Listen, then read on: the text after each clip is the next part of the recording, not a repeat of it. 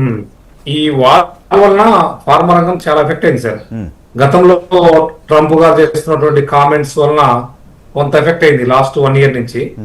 ఇప్పుడు especially Iran America war అనేది మనకు ఈ మేజర్ గా ఈ పెట్రోలియం ప్రొడక్ట్స్ రాకపోవడం వలన ట్రాన్స్పోర్ట్ ఇక్కడ ఇండియాలో ట్రాన్స్పోర్ట్ కానీ మనకు బేసిక్ రా మెటీరియల్ కూడా పెరిగిపోయాయి. దాని ద్వారా స్మాల్ స్కేల్ ఇండస్ట్రీస్ వాళ్ళ మీద చాలా బర్డెన్ అయిపోతుంది.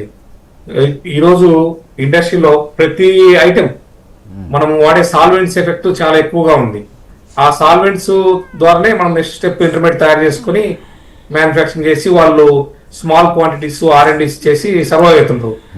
MSMEలు ఏంటంటే వారు బతుకుతూ ఇంకో 10 మందికో 20 మందికో బిలో ఒక 100 దాకా సుమారుగా, అంటే ఒక కుటీర పరిశ్రమలు వచ్చు మన భాషలో.